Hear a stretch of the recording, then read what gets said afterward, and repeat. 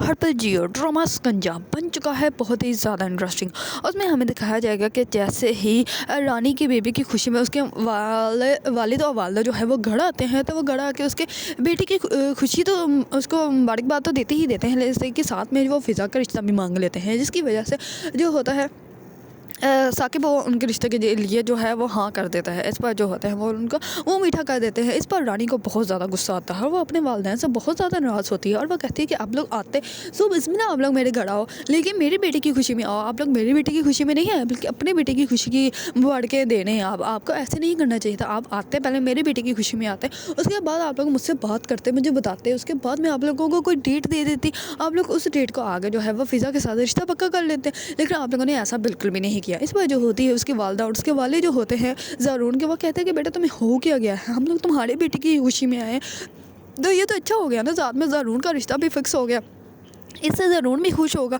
इस पर वो कहती है कि हाँ मुझे पता है सब लोग ही खुश होंगे, लेकिन आप लोगों को ऐसे नहीं करना चाहिए था। इस पर वो कहती है कि ठीक है मैं साकिब से बात करूँगी कि नेक्स्ट फ्राइडे के जो है वो आप एंगेजमेंट के जो फंक्शन की बात कर रहे हैं कि वो हो जाए, लेकिन आप लोगों को क्या ज़रूरत है, साकिब इतना पैसा कहाँ से अफोर्ड करेगा। इस पर ज़रूर का वाली जो होता है वो कहता है कि बेटा अगर तुम्हें पैसों का मसला है तो वो मैं सब कुछ हैंडल कर लूँगा, और वैसे भी हमारा घर है ना, हमारा लॉन है, वहीं पर हम लोग सारी डेकोरेशन कर लेंगे और वहीं पर सब कुछ हो जाएगा। इस पर उसकी वालदा जो होती है वो कहती है रानी अब तुम्हें पता है कि तुम्हारे वालिद के जो है वो कुछ रिलेटिव हैं, कुछ जानने वाले हैं, तो ऐसे तो हम लोग खामोशी से शादी तो करने वाले नहीं, तो इसलिए सबको बताना पड़ेगा, सबको दिखाना पड़ेगा कि ज़ारून की जो है वो शादी हो ना, हमारे घर का एक ही तो बेटा है, और अगर उसकी भी शादी ऐसे खामोशी से कर देंगे तो फिर फ़ायदा।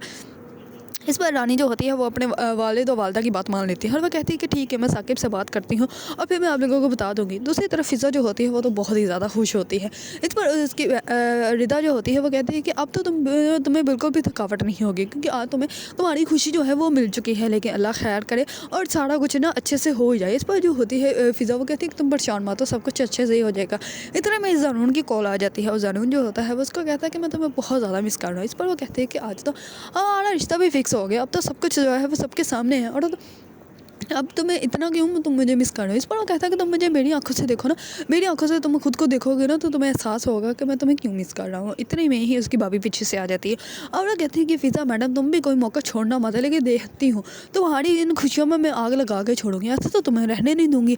दूसरी तरफ वो जाती है रिदा के पास और जाके कहती है कि ये रो क्यों रहा है। इस पर वो कहती है कि नहीं रो नहीं रहा, वैसे ही जाग रहा हो सकता है इसको नींद नहीं आ रही हो इसी वजह से। इस पर वो कहती है कि ठीक है तुम ऐसे करो, बच्चा मुझे दो और तुम भी सो जाओ, तुम्हें भी सोने की ज़रूरत है। इस पर वो जान पूछ के बच्चा जो है उठा के ले जाती है साकिब के पास, ताकि साकिब की जो है वो नींद ख़राब हो। इस पर साकिब की नींद ख़राब हो जाती है और साकिब जो होता है वो कहता है कि इसको फ़िज़ा और रिदा के पास छोड़ो, वैसे भी ये वहीं पे सोता है तो आज तुम इसको क्यों ले आई। इस पर वो कहती है कि वैसे ही वो सो रही थी तो इस वजह से मैं ले आई इसको, और वैसे मैं इसको छोड़ आती हूँ। इस पर जो होता है साकिब रानी को कहता है अच्छा ठीक है कोई बात नहीं, तुम रहने दो इसको, यहीं पे सो जाएगा थोड़ी देर तक।